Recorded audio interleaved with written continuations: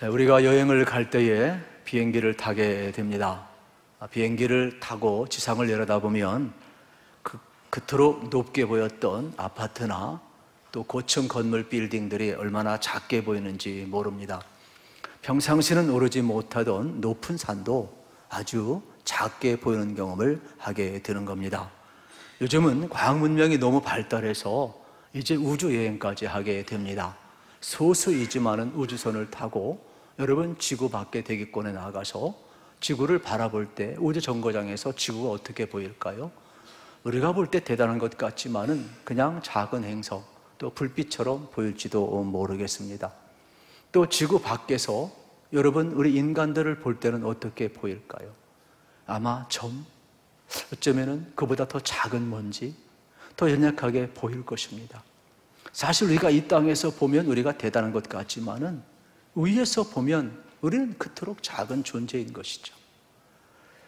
저는 가만히 이번 여정을 이제 경험을 하면서 그런 생각을 해보았어요. 위에서 보면 우리 인간이 참 얼마나 연약한 존재일까. 티끌만치도 못하고 또 먼지만치도 못한 연약한 존재가 아닌가, 그런 생각을 하다가 괜히 서글퍼졌어요. 그런데 우리가 잘 아는 정우성 시인의 그 햇살에게 그 시를 다시 한번 떠올리게 되었습니다. 그 시의 내용은 이러한 내용이 되겠죠. 이른 아침에 먼지를 볼 수 있게 해주셔서 감사합니다. 이제는 내가 먼지에 불과하다는 것을 알게 해주셔서 감사합니다. 그래도 먼지가 된 나를 하루 종일 찬란하게 비춰주셔서 감사합니다. 수북히 쌓인 먼지를 보면 여러분 참 답답하고 안타깝지만, 그러나 먼지도 여러분 햇빛을 받으면 빛난다는 것을 우리가 알아야 됩니다. 여러분, 하나님이 우리를 볼 때 우리는 얼마나 연약한 존재입니까? 우리는 죄의 권세와 사망의 권세 아래서 우리는 살아가는 연약한 존재들입니다. 그런데 우리가 다시 한번 생각해야 될 것은, 죄인된 우리에게 하나님의 은혜가 비치면 죄인된 우리도 얼마나 여러분 찬란하게 빛나는 존재인지 모른다는 것입니다. 그래서 우리 인생길 걸어가면서 우리에게 가장 중요한 것이 뭘까? 하나를 뽑으라 하면 수없이 중요한 것이 많이 있지만은 저는 하나님의 은혜라고 생각을 합니다. 내 인생에 있어서 하나님의 은혜가 없다면 나는 존재할 수도 없고, 하나님의 은혜가 있기 때문에 오늘 내가 있음을 다시 한번 발견하게 되는 겁니다. 저는 이 하나님의 은혜가 여러분의 것이 되기를 축복합니다. 바울은 이 하나님의 은혜를 발견하고 로마서에서 우리에게 이 은혜를 전해주고 있는 장면을 우리가 알아야 되겠습니다. 왜냐하면 이 세상에는 여러분 두 세력밖에 없어요. 죄와 사망의 세력하고 여러분 은혜와 생명의 세력밖에 없어요. 인간은 혼자 사는 존재가 아니에요. 인간은 다 영향을 받고 살 수밖에 없어요. 무능력 상태에서 사는 존재가 아니에요. 영향을 받을 수밖에 없는 존재임을 알으셔야 되겠어요. 여러분은 어떠한 영향력을 받고 삽니까? 인류 역사에서 수많은 영향을 맺힌 사람들이 많이 있는데, 지금까지 우리가 21세기를 살아가고 있는데 두 사람을 뽑으라면 학자들은 프로이드와 칼 막스를 뽑고 있습니다. 프로이드는 여러분 인간의 정신세계를 넓혀 주었죠.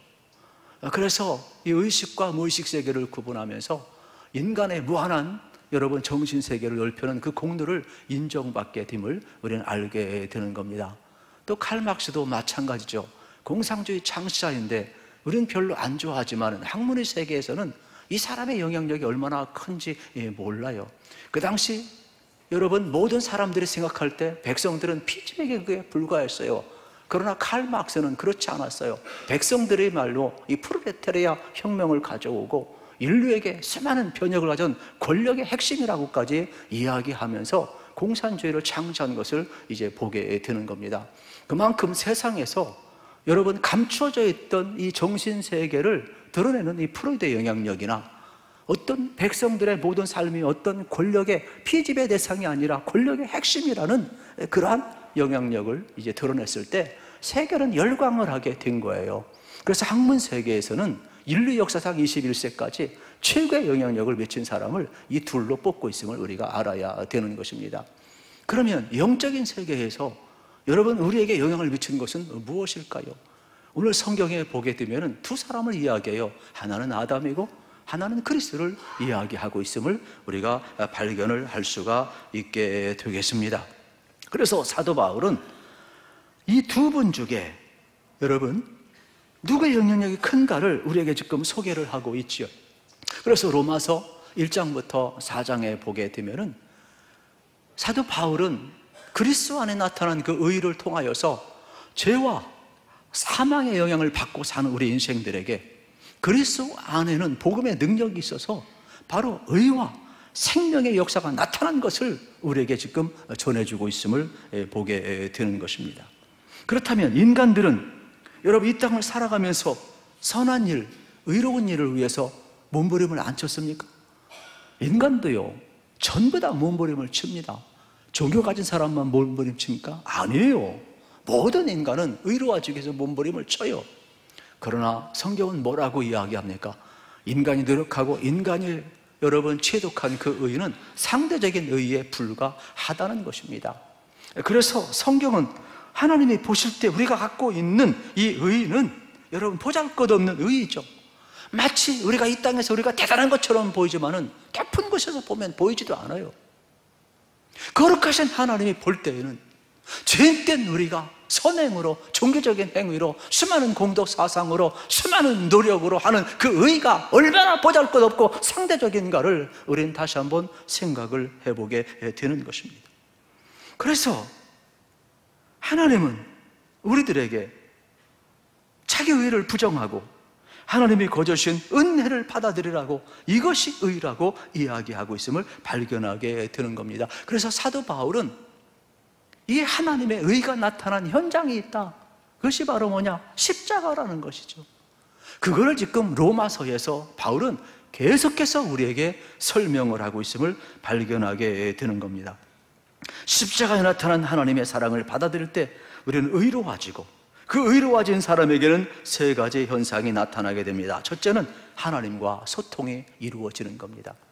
두 번째는 하나님의 은혜의 보좌 앞에 담대히 나아갈 수가 있는 것입니다. 세 번째는 하나님이 약속하신 영원한 하나님의 나라에 우리가 여러분 들어갈 수 있는 선물을 받았는데, 그게 바로 뭐냐? 영생을 얻게 된 것입니다. 그러므로 죄인된 우리에게 의를 주시는 십자가의 능력은 강력한 하나님의 의라는 것을 우리가 알게 되는 겁니다. 저는 여러분들에게 십자가가 로마서 1장 16절의 말씀처럼 능력이 되기를 축복합니다. 십자가는 하나님의 사랑입니다. 십자가는 우리를 의롭게 합니다. 십자가는 하나님 앞에 나가 기도하게 만드는 겁니다. 하나님과 소통하게 만드는 것이죠. 그래서 여러분, 오늘 우리는 이 은혜의 보좌 앞에 담대히 나아갈 수가 있는 것입니다. 그런데 이런 말씀을 계속 듣다 보면 질문이 생기게 됩니다. 십자가의 능력이 그토록 위대하단 말인가? 그러면 구약의 제사에서는 여러분 하나님 앞에 나아가서 한 사람의 죄를 사하기 위하여 각자 전부 다 제물을 드리고 죄를 고백하고 죄 사함을 받았어요.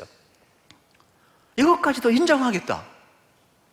그렇다면 그리스도 한 사람이 십자가에 못 박혀 죽었는데 어떻게 모든 사람의 죄를 사하냐는 질문이 생기게 되는 것입니다. 한 사람의 죄를 사는 건 인정하겠다. 구약의 제사의 개념을 가지고 그대로 받아들일 수 있다는 것이죠. 그러나 바울이 지금 뭘 이야기하고 있습니까? 이들이 질문하고 있는 이 질문에 대해서 그리스도의 십자가의 능력이 어떤 효력을 갖고 있는가를 우리에게 가르쳐주고 있음을 이제 보게 되는 겁니다. 또 내가 태어나기도 전에 있었던 사건인데, 내가 죄를 짓기 전에도 있었던 사건인데 오늘 어떻게 나에게 십자가가 효력이 발생할 수 있느냐라고 묻는 내용이 되겠습니다. 바울은 이 질문에 대해서 로마서에서 대답을 하고 있습니다.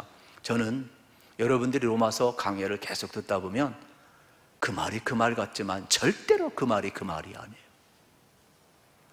로마서를 여러분이 읽고 또 읽고 또 읽으면 이 내용이 얼마나 깊이 있게 논리적으로 계속해서 전개되고 깊어지는가를 보게 되는 겁니다.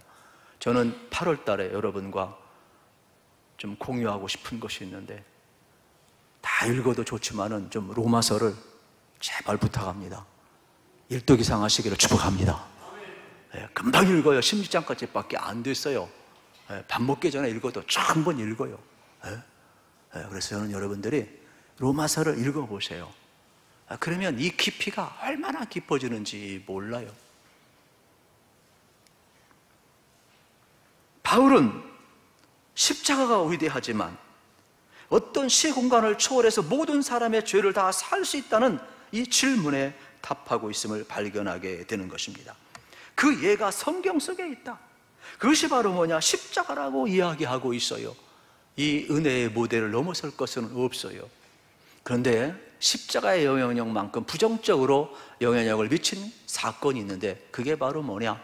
아담을 이야기하고 있음을 발견하게 되는 것입니다. 아담은 인류 지초의 인간임을 잘 알고 있습니다. 하나님이 금하신 선악과를 따먹었어요. 왜 에덴 동산에 선악과를 놓았어요? 간단해요. 여러분, 모든 것은 다 주셨어요. 그러나 아담과 하와는 선악과를 보면서 너는 하나님이 아니야, 너는 피조물이야, 이것을 구분하라는 거예요. 오늘 우리가 살아가면서도 마찬가지예요.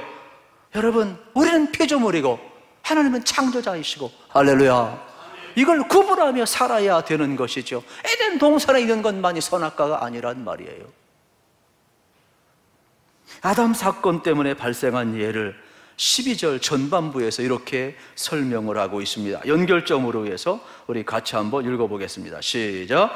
그러므로 한 사람으로 말미암아 죄가 세상에 들어오고 죄로 말미암아 사망이 들어왔나니. 아멘. 이 전반부 내용이거든요. 후반부 이렇게 되어 있어요. 이와 같이 모든 사람이 죄를 지었으므로 사람이 모든 사망이 모든 사람에게 이르렀느니라. 아담은 학자입니다. 참, 사도 바울은 학자예요. 최고의 학문을 가진 사람이에요. 그런데 한 사람이 범죄했으면 한 사람으로 끝나야지, 어떻게 이와 같이 모든 사람이 범죄했다는 논리를 쓰고 있습니까? 이게 이해가 됩니까? 더 나아가서 죄만 들어온 것이 아니라 사망이 들어왔다라고 이야기하고 있음을 발견하게 되는 겁니다. 그래서 죄 때문에 인류가 지금 죽음을 경험하고 있는 거예요. 이것을 우리가 신학적으로 원죄라고 이야기를 하고 있는 내용이 되겠지요. 문제는 저와 여러분은 아멘하고 받아들여요. 그런구나, 교회 와서 늘 그렇게 이야기 들었으니까.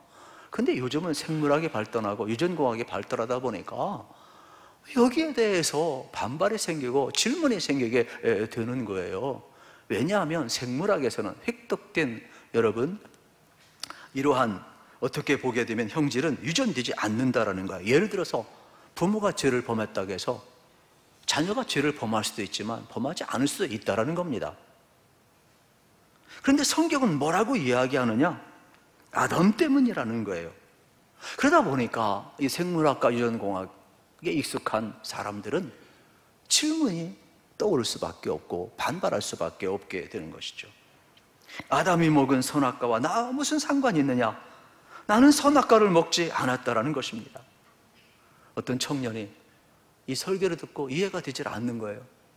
목사님, 그냥 아담 한 사람이 범죄했으면 아담으로 끝나야지, 왜 그 사람이 범죄했다고 우리까지 죄인입니까? 이게 역사 속에서는요, 유명한 논쟁이 있어요. 펠라기우스 논쟁하고 어거스틴의 논쟁이 있어요. 신학적으로. 이 펠라기우스 논쟁은 딴 게 아니에요. 펠라기우스 논쟁은 인간의 죄는 유전되지 않는다라는 거예요. 그렇기 때문에 그 후손들은 아담 이전의 상태이기 때문에 얼마든지 자유의지가 있어서 선택적으로 죄를 지을 수도 있고 죄를 안 지을 수도 있다, 이걸 강조하는 게 펠라기우스예요. 근데 어거스틴은 뭐 얘기하느냐? 우리 인간은 전부 다 죄를 지었기 때문에 죄인이 아니라 죄인으로 태어났기 때문에 죄를 범하는 것이다. 여러분, 영적인 원리를 어거스틴은 이야기를 하는 거예요. 우리 인간의 눈으로 볼 때는 펠라기우스가 맞아요. 그러나 여러분, 신앙의 눈으로 보면 어거스틴이 맞아요. 오늘 우리는 당연히 여러분 성경과 바울과 어거스틴의 논리를 우리가 따라가고 있는 내용이 되겠지요.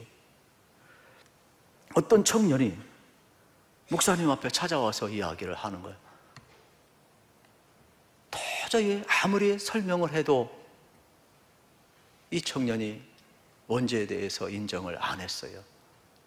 그래서 목사님이 깝깝해서 어떻게 할 수 없으니까 좀 잠깐 분위기 좀 바꾸고 싶어서 사무실을 나가면서 이렇게 이야기했어요. 내가 잠깐 밖에 좀 나갔다 올 테니까 그 사이에 내 책상 위에 있는 모자를 절대로 건들지 마. 그렇게 하고 나갔어요. 근데 목사님이 나가서 금방 들어올 때는 안 들어오는 거예요. 근데 이 청년이 너무 궁금한 거예요. 문을 봐도 목사님은 안 들어오고, 목사님은 나가면서 책상에 있는 모자를 건들지 말라고 그러고. 그래서 어떻게 해요? 가만히 있다가 목사님 안 들으니까 자기도 모르게 순간 책상 위에 있는 모자를 들춰봤어요. 그랬더니 새가 한 마리 후다닥 날아가 버리는 거예요. 잠시 후에 목사님이 들어왔을 때 이 청년이 얼굴이 이제 불그스레해지게 되었지요. 왜요? 목사님이 하지 말라는 것을 해버렸는데 새가 날아가 버렸어요. 그래서 목사님이 그걸 보면서 이야기를 하는 거예요. 자네도 영락없이 아담의 후예야, 이렇게 얘기했다는 겁니다. 이 사람이 그래요. 하지 말라는 것은 안 가르쳐줘도 하고 싶은 거예요. 여러분, 우리 속에 우리가 다시 한번 깊이 생각해야 될 것이 있어요. 원죄라는 것은 아담의 피가 우리 속에 들어와서 쥐짓는 것이 아니라 아담의 범죄 속에서 우리가 상관없다고 말할 수 없다라는 것이에요. 그러므로 원죄라고 하는 것은 아담 개인 동시에, 죄인 동시에 모든 사람의 모습이라는 것이 되겠죠. 이걸 원죄라고 이야기하는 거예요.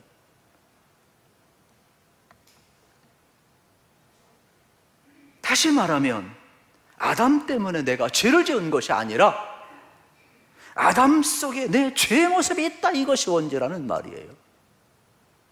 그래서 파스칼은 프랑스 철학자 아닙니까? 방세라는 책에서 원죄는 인간의 이성으로 이해할 수 없다. 그러나 신앙 속에서 여기 어거스틴처럼 그 속에서 나의 죄를 발견할 수 있다라고 이야기를 한 겁니다. 아담과 내가 연결되어 있는 증거가 무엇이냐? 참 이상해요. 저도 자녀를 낳았지만 제가 사랑하는 아들, 딸한테 절대로 죄를 가르쳐 준 적이 없어요. 여러분, 제가 죄 지으라 우리 주영이, 보영이한테 가르친 적 없다니까요. 다른 사람 경쟁해서 이겨야 된다, 시기하고 질투해서 이겨야 된다, 경쟁 가르친 적 없다니까요. 그런데도요, 여러분 어떻습니까? 그 사랑스러운 자녀 속에도 죄의 모습이 있어요. 거짓말의 모습이 있어요. 가르치지 않아도, 충동질 않아도 모든 세계, 모든 인류에겐 다 죄가 있는 거예요. 이번 여행 중에 여러분, 제가 프랑스 파리에서 도착하자마자 핸드폰을 도난을 당했는데 거기에 가보니까 거기도 도선생님들이 많더라고. 그냥 세계 도처 유명한 곳에 도선생님들이 참 되게 많아요. 어디든지 죄인들이 다 있더라고요. 생물학적으로 죄가 유던지지 않아도 모든 인간은 다 죄를 짓는다는 것입니다. 13절, 14절 말씀을 우리 다시 한번 확인하겠습니다. 시작. 죄가 율법이 있기 전에도 세상에 있었으나 율법이 없었을 때에는 죄를 죄로 여기지 아니하였느니라. 그러나 아담으로부터 모세까지 아담의 범죄와 같은 죄를 짓지 아니한 자들까지도 사망이 왕노릇하였나니 아담은 오실 자의 모형이라. 아멘. 놀라운 말씀을 하고 있지요. 모든 사람의 죄를 범한 것을 한 사람 아담의 범죄 때문에 온 것이라고 표현하고 있어요. 이것을 영적으로 원죄라고 이야기를 하고 있는 내용이 되겠죠. 그러므로 우리는 아담을 원망할 필요도 없고 아담 때문에 어쩔 수 없이 죄를 짓는다고 합리화할 필요도 없다라는 것입니다. 우리 안에는 죄성이 다 있음을 보여주는 내용이 되겠습니다. 왜 이렇게 바울이 아담의 이야기를 하고 있을까요? 그 중요한 이유가 나오는데 14절 끝에 보면 이렇게 나옵니다. 아담은 오실 자의 모형이라 그랬어요. 모형이라는 것은 똑같지 않지만 비슷하다라는 거예요. 그러므로 아담으로 말미암는 죄와 사망의 영향력처럼 예수 그리스도로 말미암아 은혜와 의와 생명의 영향력도 어떻다고요? 크다라는 것을 이야기하고 있는 내용이 되겠죠. 그러기 위해서 지금 아담을 이야기하고 있는 내용을 보게 되는 것입니다. 다시 말하면 아담과 그리스도는 같지 않다는 것입니다. 그러나 일치하는 부분에 있어서 그리스도를 설명하기 위해요 아담의 모형이 도움이 된다라고 말씀하고 있습니다. 아담과 그리스도가 일치하는 두 점이 있는데, 첫째는 대표성입니다. 그리고 또 하나는 효과성이 되겠습니다. 그래서 두 분을 따르는 자들을 대표하게 됩니다. 또 그 길을 따르는 자들에게 엄청난 영향력을 행사하고 있습니다. 또 다른 점도 있습니다. 아담은 피조물 인간입니다. 그러나 그리스도는 바로 누굽니까? 하나님의 아들이시고 자신이시고 창조자가 되겠습니다. 아담 아래에 있는 사람에게는 죄와 사망의 영향을 받지만 그리스도 안에 있는 자는 의와 생명의 영향을 받는다라고 이야기하고 있음을 보게 되는 것입니다. 여러분, 아담과 그리스도 누가 더 영향력이 큽니까? 제가 질문하는 겁니다. 대답해 보세요. 웃지만 마시고. 당연히 그리스도죠. 할렐루야. 그런데 우리가 이걸 잊어서는 안 해야 되는 겁니다. 죄와 사망의 권세도 강력하다는 것을 기억하셔야 돼요. 그러나 동시에 죄와 사망의 권세도 강력하지만은 은혜와 의와 생명의 영향력도 더 강력하다는 것을 여러분 알으셔야 되겠죠. 북한 사람들이 탈출하기 위해서 중국까지 넘어옵니다. 그러다가 자유를 얻기 위해서 중국은 공안이라고 하잖아요. 경찰들을 공안의 눈을 피해서 후다닥 어디로 갑니까? 다른 나라 대사관으로 가요. 왜요? 중국 땅이지만은, 중국의 영향력이 있지만은, 그러나 미 대사관으로 가든지 대한민국 영사관이나 대사관으로 가면은 중국 땅에 있지만 그 대사관 안은 미국의 영향력을 갖는 거예요. 대한민국의 영향력을 갖는 거예요. 중국의 공안이 그 담을 넘는 순간 어찌할 수가 없는 거예요. 여러분, 우리 인생도 마찬가지. 우리가 죄와 사망의 영향 속에 살지만은 그리스도 안에 들어갈 때에 그리스도의 다스림이 있는 거예요. 그리스도의 의가 있는 거예요. 하나님의 은혜가 있는 거예요. 생명이 있는 거예요. 영생이 있는 거예요. 그래서 죄와 사망의 권세만 큰 것이 아니라 죄와 사망의 권세가 더 이상 어찌할 수 없고 그 대사관 안에 들어간 그리스도의 통치 안에는 의의 통치가 그를 지배한다라고 이야기하는 내용이 바로 로마서예요.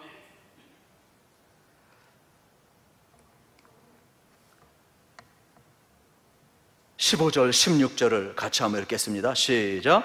그러나 이 은사는 그 범죄와 같지 아니하니 곧 한 사람의 범죄로 인하여 많은 사람이 죽었은즉 더욱 하나님의 은혜와 또 한 사람 예수 그리스도의 은혜로 말미암은 선물은 많은 사람에게 넘쳤느니라. 아멘. 여러분, 이걸 기억하셔야 돼요. 죄와 사망의 권세만 큰 것이 아니라는 거예요. 의와 생명의 역사가 더 큼을 우리에게 지금 말씀하고 있어요. 아담을 통해 죄와 여러분 심판, 사망이 들어왔지만 그리스도를 통해 의와 생명이 들어왔다라고 이야기하고 있음을 발견하게 됩니다. 장로교 창시자 존 깔뱅에게 제자들이 물었어요. 선생님의 강의를 들으면 다 옳은 것 같은데 질문이 생깁니다. 선생님의 주장에는 모순이 있습니다. 인간은 전적으로 타락했다면서요. 그런데 어떻게 성도의 견인을 이야기합니까? 좀 우리식으로 이야기하면 이런 내용입니다. 인간이 전적으로 타락해서 심판을 받을 수밖에 없는 죄인이라고 하는데 어떻게 동시에 의인이라고 할 수 있느냐, 이러한 내용이 되겠죠. 이건 모순 아니냐, 이러한 내용이 되겠지요. 그때 존 깔뱅은 유명한 말을 합니다. 우리의 죄보다 하나님의 은혜가 더 크다. 할렐루야. 여러분, 먼지 같은 우리지만은 하나님이 보실 때는 지극히 약한 존재이지만 우리를 사랑하사 예수까지 내어줄 정도로 십자가에서 그 하나님의 은혜는 절정을 이루고 있음을 보게 되는 것이죠. 죄는 무섭고 엄청난 힘을 가졌지만 하나님의 은혜와 생명은 내 죄보다 더 크다. 얼마나 은혜가 되는지 모릅니다. 이 은혜가 없다면 저는 이 자리에 없지요. 그냥 안식월에 영원히 사라졌을 것 같아요. 그냥 이 자리에 올 이유가 어디 있어요? 하나님의 은혜와 생명이 얼마나 큰지. 오늘 바울은 아담과 그리스도 중에 누가 더 크냐고 묻는 내용이 되겠죠. 그러면 자동적으로 질문이 생깁니다. 그러면 그리스도 안에 있으면 의로워지고 영원한 생명을 얻었다고 그러는데, 그러면 자동적으로 가만히 있으면 그리스도 안에 있는 사람들은 죄를 안 짓습니까? 아니지요.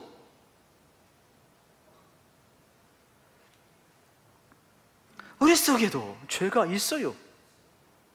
그리스도와 결합은 자연적인 결합이 아니라 영적인 결합으로만 가능한 거예요. 그래서 여러분이 가만히 있는다고 되는 것이 아니라 예수를 주로 고백하고 예수님을 마음속에 영접하시기를 우리 주님의 이름으로 축복합니다.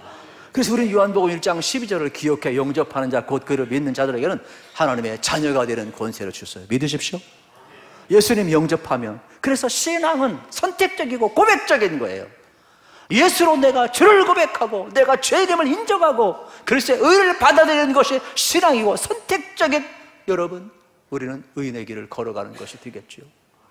가만히 있으면 어떻게 되는 가 자동적으로 죄인이고 심판에 이를 수밖에 없음을 알게 되는 겁니다. 그래서 사도 바울은 우리는 자동적인 죄인이고 선택적인 의인이라는 용어를 쓰고 있어요.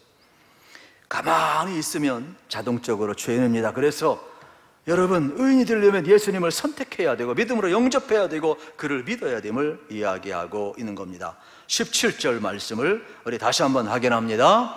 한 사람의 범죄로 말미암아 사망이 그 한 사람을 통하여 왕노릇하였은즉 더욱 은혜와 의의 선물을 넘치게 받는 자들은 한 분 예수 그리스도를 통하여 생명 안에서 왕노릇하리로다. 아멘. 예수 그리스도 안에서 의가 왕노릇하리로다. 할렐루야. 죄가 사망이 왕노릇하는 것이 아니라 의가 왕노릇하는 거예요. 이제는 여러분들이 죄가 없다라는 것이 아니에요. 죄인된 우리에게 그리스도가 오셔서 그리스도가 왕이 되시고 의가 우리를 지배한다라는 것이죠. 얼마나 여러분 은혜가 되는지 몰라요. 이 세상에는 두 운전자가 있다라는 겁니다. 아담이 운전하는 기차는 1년에 1억 명 이상 지옥으로 갑니다. 그리스도가 운전하는 기차는 누구든지 예수를 주로 고백하고 영접하고 시인하는 자, 그런 생명의 길을 걸어가고 있어요. 그러면은 문제는 이런 겁니다. 이 세상에는 여러분 아담이 운전하는, 죄인이 운전하는 그 길을 걸어가는 인생이 있는가 하면 그리스도가 운전하는 구원의 열차를 탄 인생이 있다라는 거예요. 그러면 아담이 운전하는 그러한 자연적인 죄인의 길을 걸어가는 그곳에서 그들이 내가 좀 돈을 더 많이 줘가지고 비싼 칸을 어떻게 보면 뭐 비즈니스석이나 뭐 A급이나 좋은 기차 10칸을 타면 내가 구원받습니까? 내가 그 기차 안에서 내가 선한 일을 행하면 내가 구원받습니까? 내가 거기에서 또 상대적으로 예쁘게 하고 또 정결하게 하고 자기 나름대로 의를 추구하고 그러면은 여러분 아담 지옥행으로 간 그 열차 안에서 내가 구원받습니까? 아니에요. 그 길은 그냥 지옥으로 가는 거예요. 문제는 그러면 어떻게 아담이 운전하는 기차에서 그리스도가 운전하는 구원 열차로 바꿔 타느냐는 것이 되겠죠.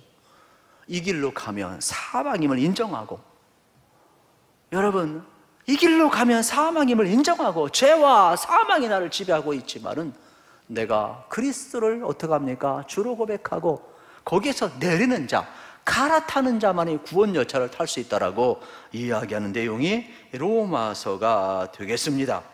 그러므로 죄의 힘보다 의의 힘이 강하다는 것을 믿는 것, 이게 믿음이에요. 이게 복음의 능력이에요. 그러므로 여러분들 복음의 능력을 믿고 사시기를 축복합니다. 이 땅은 두 라인밖에 없어. 선택해야 돼요. 중간 지점으로서 무중력은 없어요. 죄와 사망의 영향력이든지 하나님의 은혜의 영향 아래서 의와 생명의 영향을 받고 살든지 둘밖에 없어요. 중간 없어요. 아담의 라인으로 가든지 그리스도의 라인으로 갈아타든지 둘 중에 하나밖에 없다 이 말이에요. 무중력도 없고 중간도 없어요. 이게 로마서예요. 가만히 있으면 자동적 죄인이에요. 그러나 예수를 믿고 신앙을 고백하면 예수 라인으로 갈아탈 수가 있는 겁니다. 예수님께 속한 자가 된다면 자동적으로 죄를 안 지면 좋은데 안타깝게도 그렇지 않다는 데 문제가 있어요. 저의 고민이 여기에 있어요. 여러분 같이 아름다운 분인데, 이렇게 은혜를 많이 받는 분인데, 우리 속에 죄와 허물이 없어야 되는데 항상 죄와 허물이 있다라는 겁니다. 그런데 문제는 이런 겁니다. 죄와 사망만 지배하는 것이 아니라 여러분들이 죄와 사망이 지배하는 순간 속에서도 은혜와 용서와 사랑과 의와 거룩함과 그분 안에 여러분 거하셔서 하나님의 은혜로 여러분 의로운 길 꼭 걸어가시기를 우리 주님의 이름으로 축복합니다. 우리 21절을 읽고 끝내겠습니다. 21절입니다. 시작. 이는 죄가 사망 안에서 왕노릇한 것 같이 은혜도 또한 의로 말미암아 왕노릇하여 우리 주 예수 그리스도로 말미암아 영생에 이르게 하려 함이라. 아멘. 여러분, 지금까지는 죄가 왕노릇했습니다. 사망이 왕노릇했습니다. 그러나 아담의 영향력만 있는 것이 아니라 그의 모형 예수 그리스도가 오셔서 우리에게 의를 가져왔어요. 생명을 가져왔어요. 영생을 가져왔어요. 우리의 죄보다도 하나님의 사랑이 더 커요. 하나님의 은혜가 더 커요. 하나님의 용서가 더 커요. 하나님의 의가 왕노릇하는 여러분 되시기를 축복합니다. 우리 그리스도인들은 담대할 필요가 있어요. 이제는 예수님께 속한 사람은 율법의 심판을 받지 않습니다. 은혜에 용서된 삶을 살 수 있어요. 이게 그리스도인의 자유예요. 그래서 우리는 나의 죄성만 보지 마시고 내게 베푸신 그 은혜를 붙드셔야 돼요. 십자가의 능력은 보관의 능력이 있어요. 죄는 파괴의 능력이 있지만 십자가는 하나님과 연결해요. 우리 하나님의 뜻대로 살 수 있는 능력을 보관하는 능력이 십자가의 능력이요 복음의 능력인 거예요. 그러므로 죄만 여러분 나는 끊는 파괴의 능력이 아니라 회복의 능력, 연결의 능력, 의와 생명을 주시는 복음의 능력을 믿으셔서 여러분 은혜의 승리의 길 꼭 걸어가시기를 우리 주님의 이름으로 축복합니다.